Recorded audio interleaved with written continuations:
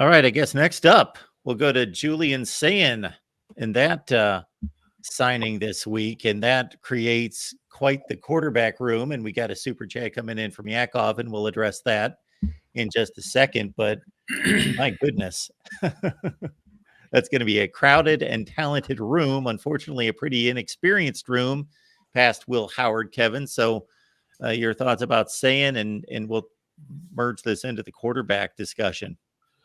Yeah, I think that Julian Sayin obviously was, is a big get. He was the number one quarterback according to some of the ranking services for the class. It just, it varies who everybody's going to ride or die with. One of the networks is going to ride or die with Dylan Raiola, whatever.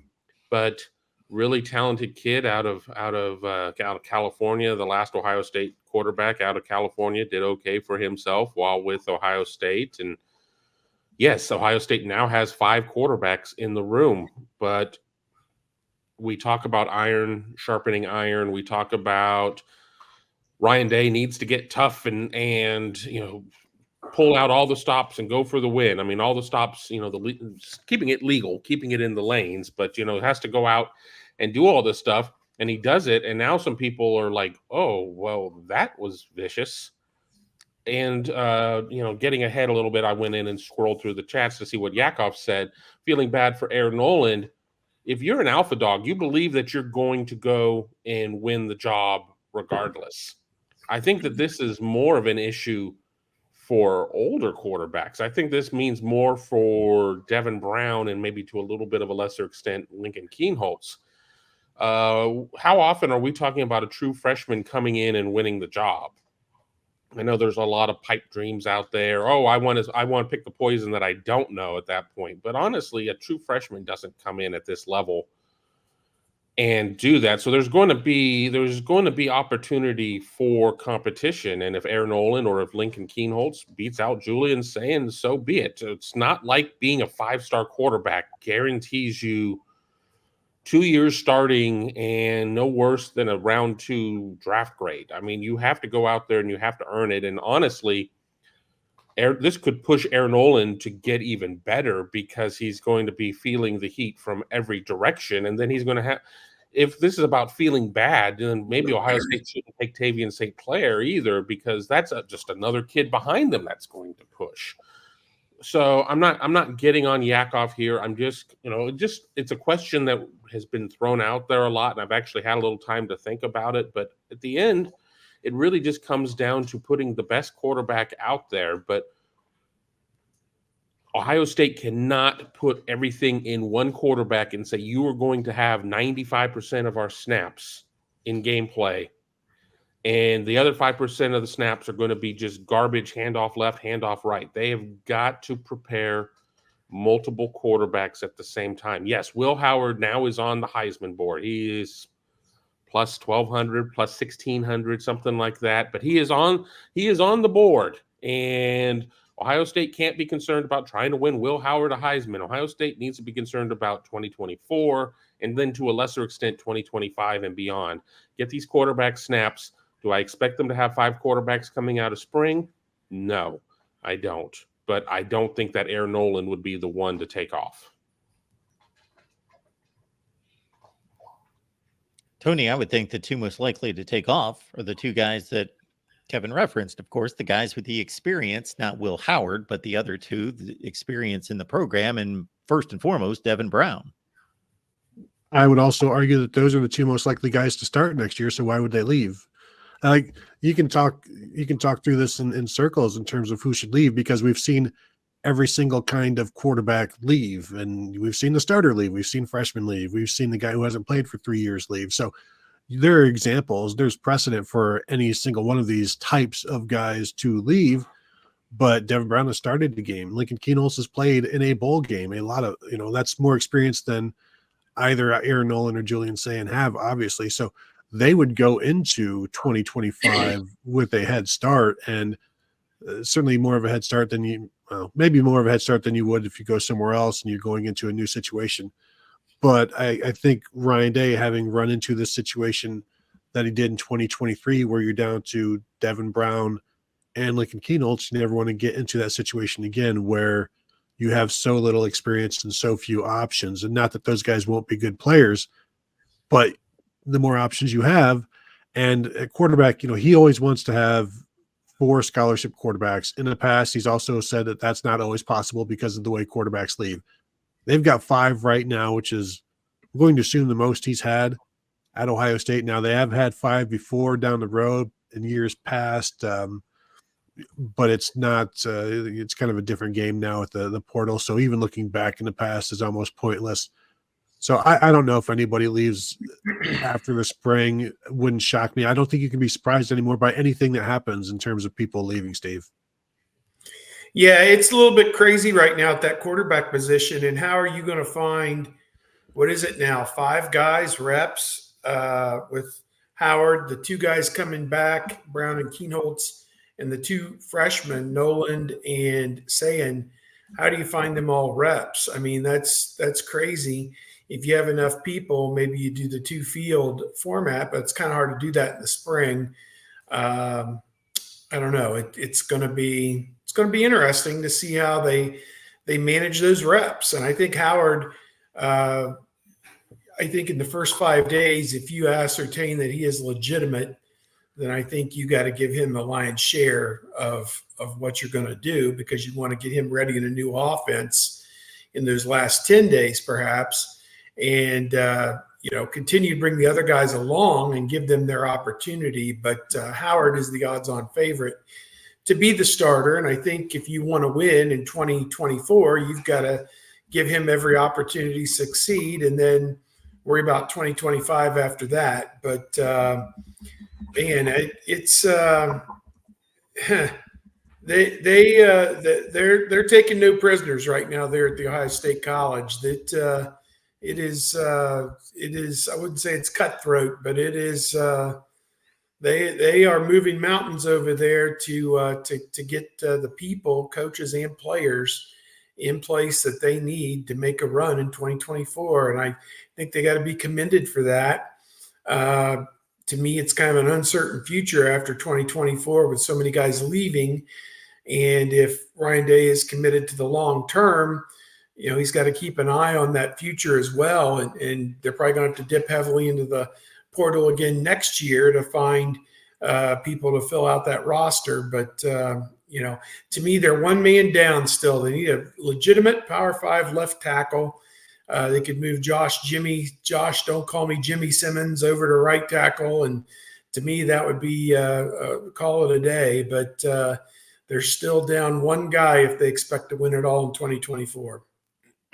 Well, one thing too is we're months and months away from scout team, but just imagine you could have 10 stars right there and running scout team for Ohio State once we get into game preparation weeks and things of that nature, because somebody's going to have to run scout team, and generally you have a couple guys over there. So if it ends up South Dakota, yeah, but again, I mean, if other guys, one of them other guys is going to be the backup. We're going to have to see. The thing is we don't know who.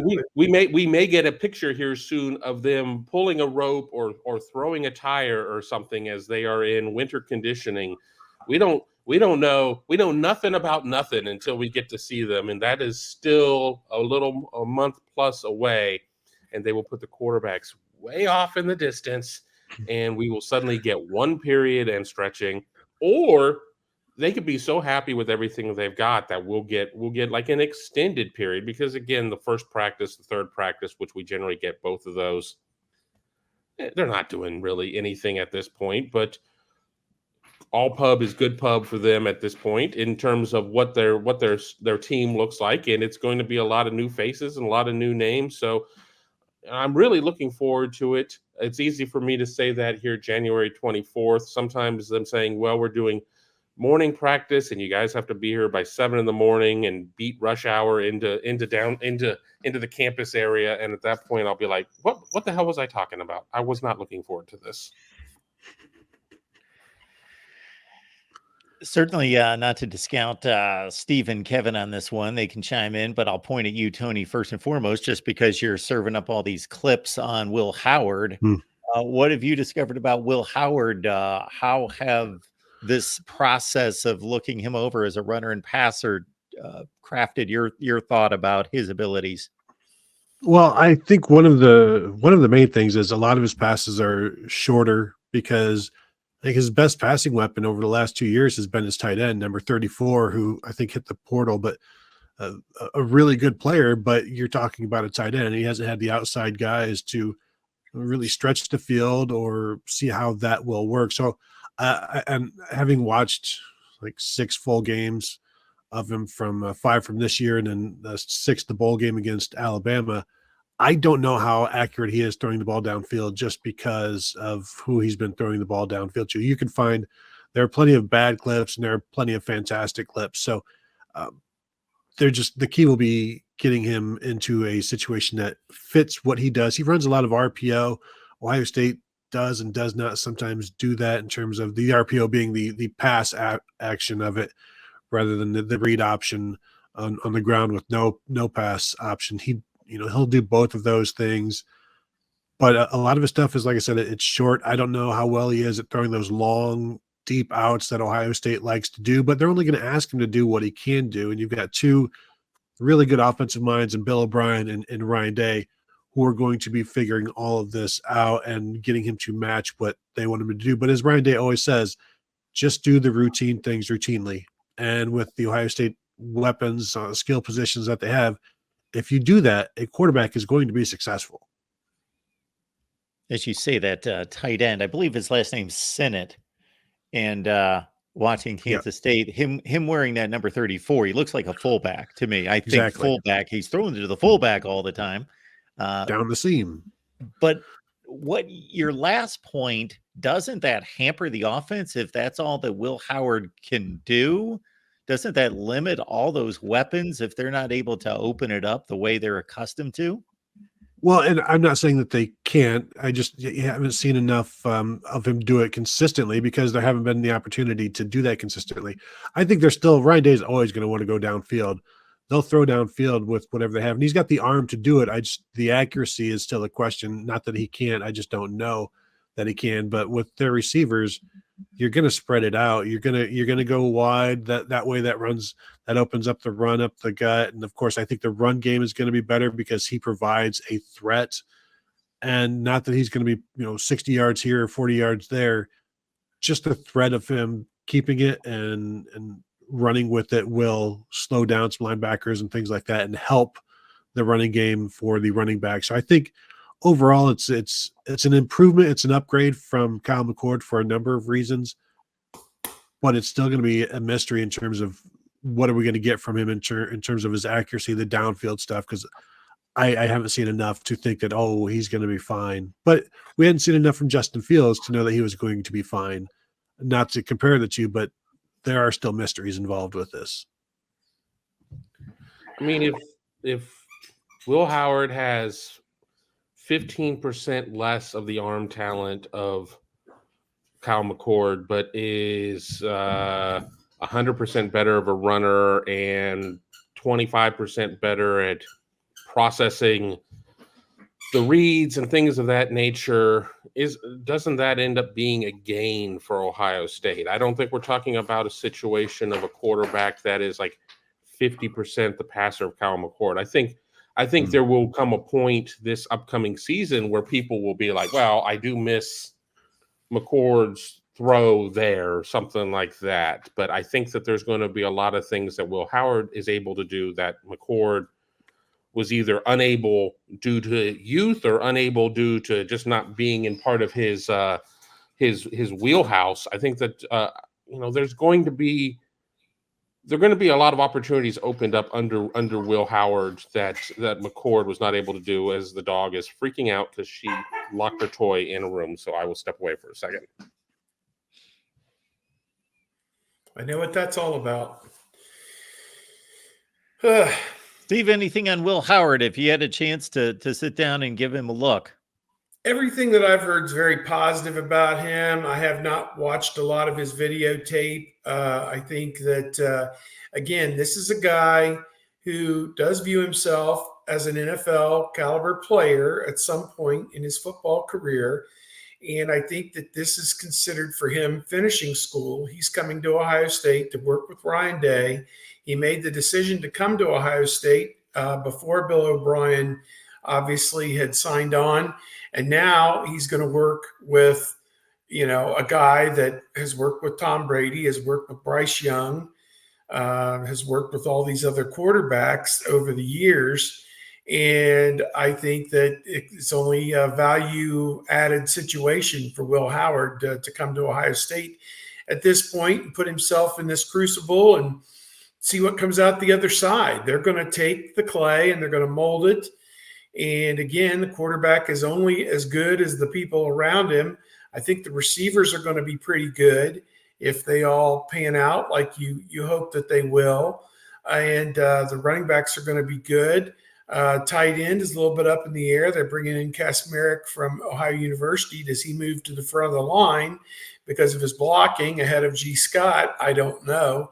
But then the big question as we talk about it is this offensive line. And it definitely helps to bring in McLaughlin from Alabama, whether he's the center or the guard, and just go from there. And I do believe that this spring is critical in that regard. They have to find out whether the material they have on hand is good enough, and they're going to be tested all spring long once again by one of the better defensive lines in the country. And we're going to find out just how good these offensive line, both the guys who played this past year, plus Montgomery and Toshbola and whoever else, we're going to find out how good they really are. And they're going to have to make a value decision at the end of spring football. Do we go back into the portal to get that left tackle that we have to have, or do we stick with the personnel that we have? And I think that that's going to be a Bill O'Brien, Ryan Day at the very top decision. That's the number one thing in my mind that's missing from this team to be, number two, number one, number three, however you want to put it, the Big Ten favorite right now going into next year. I think it's interesting. One of the things that happened between Julian Sayin and Bill O'Brien is the addition of Caleb Downs as well, which seems like so long ago at this point, but was the missing piece for this defense, I think, in terms of filling that gap of Josh Proctor and then just solidifying the secondary into what could be the best in school history if everybody pans out as they do. So a lot, obviously, of things to like. But as I've been trying to remind everybody, there are no banners hung for the offseason. There are no offseason national championships. There's nothing to celebrate until the games are won. Carry on.